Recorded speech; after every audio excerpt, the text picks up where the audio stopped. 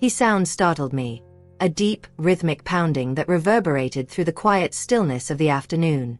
I froze, mid-swipe on my phone, unsure if I'd imagined it. My heart began to race. At first, I tried to ignore it, convincing myself it was nothing. Perhaps someone hammering in the distance or a car door slamming shut too forcefully. But then it came again, louder this time, more insistent. It wasn't coming from my door. It was coming from next door, Mr. Bennett's house. My pulse quickened. I put my phone down, straining to listen. It wasn't just a knock. There was another sound, low and constant. Beneath it, a steady hiss, like rushing water. A pipe burst, maybe? But why would that explain the knocking? It didn't make sense. I stood, hesitating by the window, peeking through the curtain. His door was ajar, swinging slightly in the breeze. My stomach twisted uneasily. Mr. Bennett was meticulous about everything. His lawn, his porch, his curtains, everything was always in place. And yet, there was his door, wide open like an invitation. 1,000 thoughts raced through my mind. I wasn't particularly close to Mr. Bennett, but he'd always been kind during our brief exchanges. A man of quiet dignity, I'd thought, despite the tragedy of his wife's passing a year prior. 60, maybe a bit older, he was the type of neighbor who kept to himself but was always there when you needed him. The idea of something being wrong lodged itself in my mind and refused to leave. What if he'd fallen?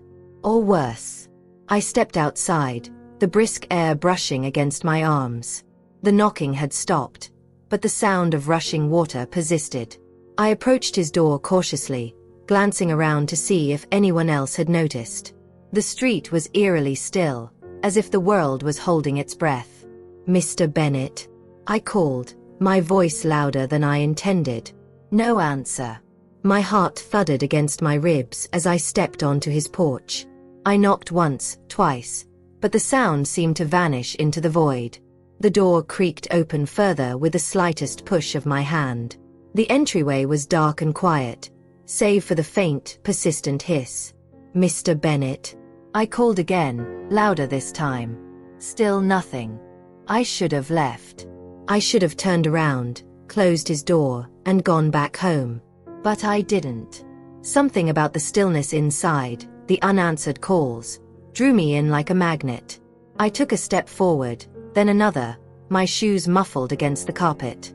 The air was warm, carrying a faint scent of aftershave and something sweet, like vanilla. The living room was pristine, every detail in place. A neatly folded blanket on the armrest, a stack of books on the coffee table, a vase of fresh flowers on the mantel. It felt untouched, like a scene from a photograph. But that sound, closer now, pulled me down the hallway. As I reached the source of the noise, my heart pounded louder. Steam billowed from a partially open bathroom door. The mirror inside was fogged, the tiles damp with condensation. My fingers hesitated on the doorframe as I called out once more, "Mr. Bennett?" Then I saw him. He was in the shower, his back turned to me, water cascading down his shoulders in a steady stream. For a split second, I froze, the sight unexpected and jarring. My cheeks flushed with embarrassment as I realized what I was seeing.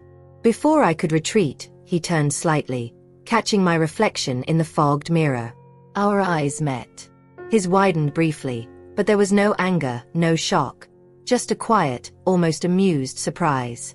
"Oh," he said, his voice calm, unbothered. He reached for a towel, wrapping it around his waist as he stepped out. "I didn't hear you come in."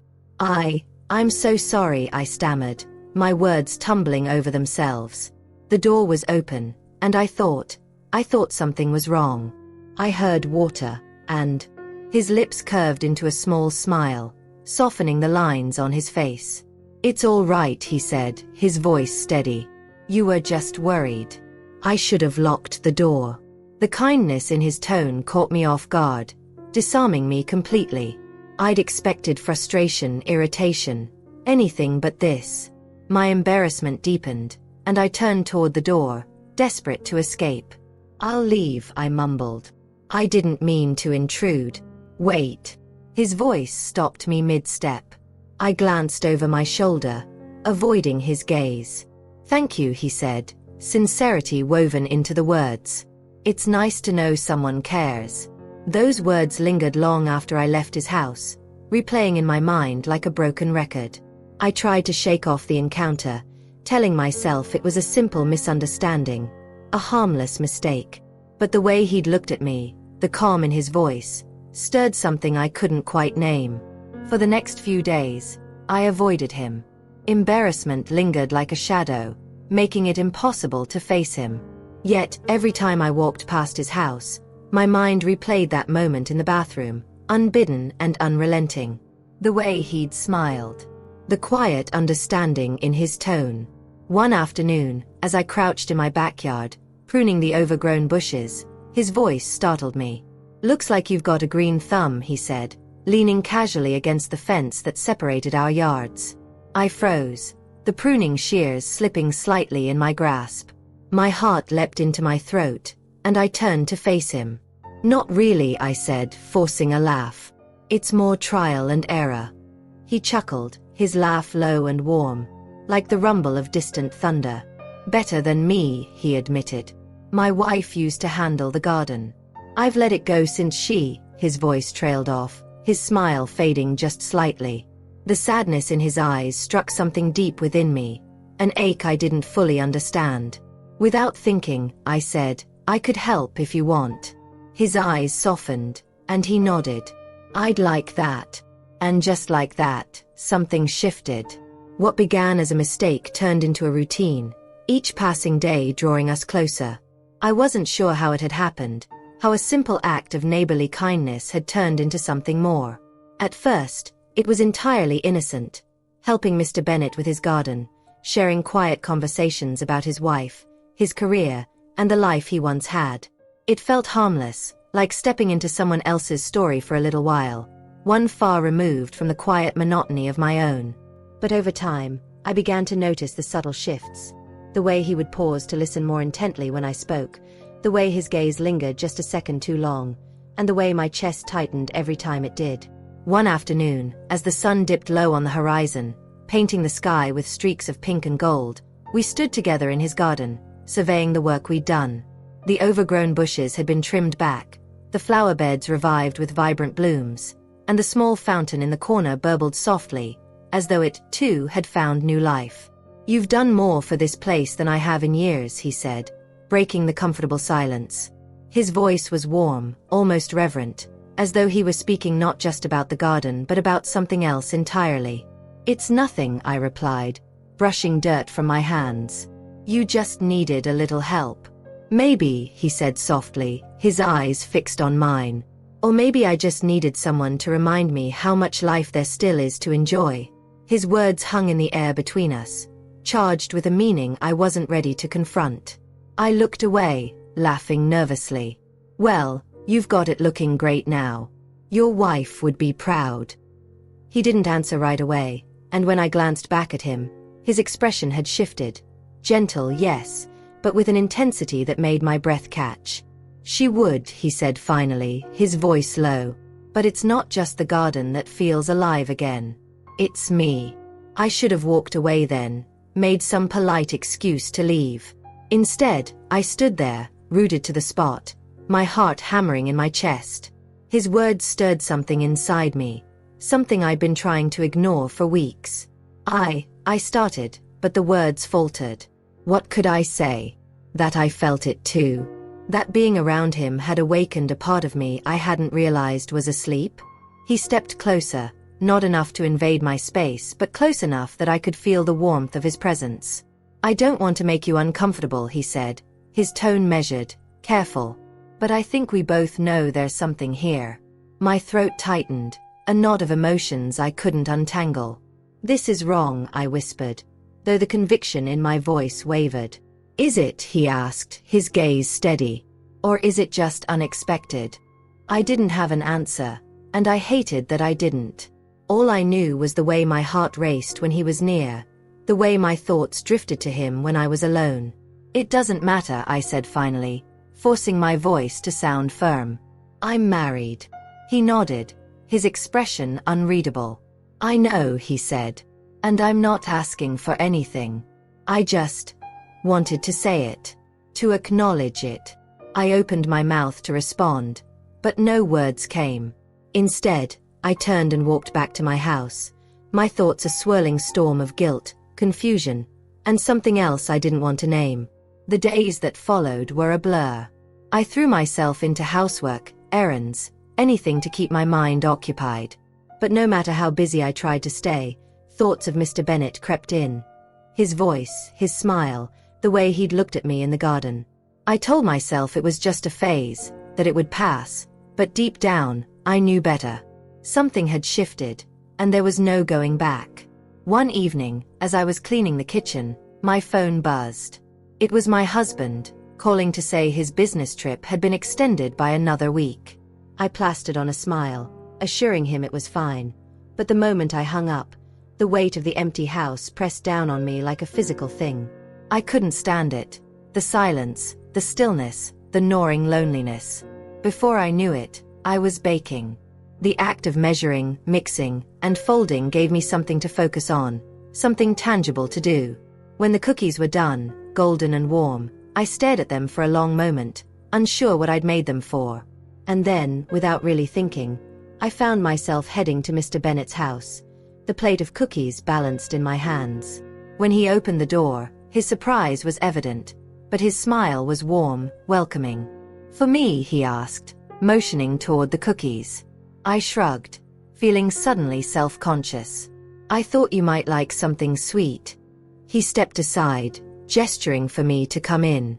The warmth of his living room enveloped me, the crackling fire providing a cozy contrast to the chill outside. We sat together, chatting as we always did, but tonight felt different. There was a tension in the air, subtle but undeniable, like the hum of a distant storm. At one point, as I reached to set my glass on the coffee table, it tipped slightly. He reached out instinctively, his hand brushing against mine. The touch was brief, but it sent a jolt through me, and for a moment, neither of us moved.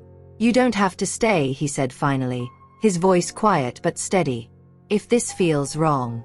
I hesitated, my mind screaming at me to leave, but my body refused to listen. "I'm not uncomfortable," I whispered, the words slipping out before I could stop them. He searched my face, his expression conflicted, before leaning in slightly. My heart pounded, every nerve in my body screaming at me to pull away. But I didn't. Our lips met, tentative at first, then deepening as weeks of unspoken emotions spilled over. When we finally pulled apart, the room was silent save for the crackle of the fire. "I never wanted to complicate your life," he said softly, his voice filled with regret. Tears pricked my eyes as I nodded, unable to speak. The weight of what had just happened settled over me like a heavy blanket, suffocating and inescapable. I left soon after, the plate of cookies forgotten on the table. As I walked home, the rain beginning to fall softly around me, one thought played over and over in my mind. What have I done? The days stretched into weeks, each one heavier than the last. I told myself that what had happened between Mr. Bennet and me was a mistake, a fleeting lapse in judgment that could never be repeated. I clung to this belief as though it could absolve me of the guilt that coiled around my chest, suffocating me in quiet moments. But the truth was more complex, more painful. It wasn't just a mistake. It was a crack in the foundation of my life, one I couldn't unsee, no matter how hard I tried. My husband returned from his trip, oblivious to the storm inside me. He kissed me on the cheek, unpacked his suitcase, and asked about my week as though nothing had changed. I gave him the same answer I always did. It was fine, even though my voice wavered under the weight of my lie. He didn't seem to notice, or maybe he chose not to. Either way, I couldn't bring myself to tell him the truth. Across the fence, Mr. Bennet seemed to vanish. He no longer appeared in his garden, no longer called out to me with that warm, easy smile. I avoided his house, the sight of it stirring memories I desperately wanted to forget. But even in his absence, he lingered in my thoughts, an ache I couldn't shake. One evening, as I stood in the kitchen washing dishes, my husband came up behind me, resting a hand on my shoulder. "You've been quiet lately," he said, his tone light but tinged with concern. "I'm just tired," I replied, forcing a smile. He hesitated, as though he wanted to say more, but eventually he nodded and left me to my thoughts. I turned back to the sink, staring blankly at the soapy water, my reflection rippling on its surface. The lie tasted bitter on my tongue, but the truth felt impossible to speak. Several weeks later, I found myself in the garden, pruning the bushes that had grown wild in my neglect. The rhythmic snip of the shears was almost meditative, a small reprieve from the chaos in my mind. I was so absorbed in the task that I didn't notice him at first. "Looks like you've been busy," Mr. Bennet said softly, his voice startling me. I turned to find him standing on the other side of the fence, his expression cautious but kind. My heart lurched at the sight of him, and for a moment, neither of us spoke. "I didn't think I'd see you again," I said finally, my voice barely above a whisper. He sighed, running a hand through his hair. "I thought it would be easier for both of us if I kept my distance." "Was it?" "No," he admitted. The honesty in his voice broke something in me, and before I knew it, the words were spilling out. "I don't know what to do. I thought if I ignored it, it would go away, but it hasn't. And I can't keep pretending." "You're not the only one," he interrupted gently. "But I think we both know this can't continue." I nodded, tears stinging my eyes. "I don't regret it," I said, the words surprising even me. "But I don't know how to move on." "You will," he said, his voice steady. "You're stronger than you think." We stood there in silence, the weight of unspoken emotions settling between us. Finally, he took a step back, his gaze soft but resolute. "Take care of yourself," he said quietly. And just like that, he was gone. In the months that followed, life slowly returned to a semblance of normalcy. My husband and I fell back into our routines, the cracks in our relationship carefully patched over but never fully repaired. I threw myself into hobbies, into work, into anything that would keep my mind from drifting back to that moment in the garden. But late at night, when the house was quiet and the world felt still, I would think of Mr. Bennet. I wondered if he thought of me too, if he felt the same ache that I did. I wondered if things could have been different, or if they were always meant to end this way. One evening, as I was tidying up, I noticed something on the kitchen counter, a small envelope, tucked beneath a vase of flowers. My heart leapt as I picked it up, recognizing the neat, precise handwriting on the front. Inside was a single note, brief but heavy with meaning. "Some connections are meant to change us, not to last. Thank you for reminding me of life's beauty. Wishing you all the happiness you deserve." No signature, but it didn't need one. I clutched the note to my chest, a bittersweet smile tugging at my lips. It wasn't the ending I'd expected, but it was the one I needed. A quiet, gentle reminder that some stories leave their mark not in how they end, but in how they transform us. And as I folded the note and placed it back on the counter, I felt a strange sense of peace, like a chapter closing softly on a book I wasn't ready to finish. Life moved forward, as it always does, but a part of me would always carry that garden, that moment, and that quiet, impossible connection.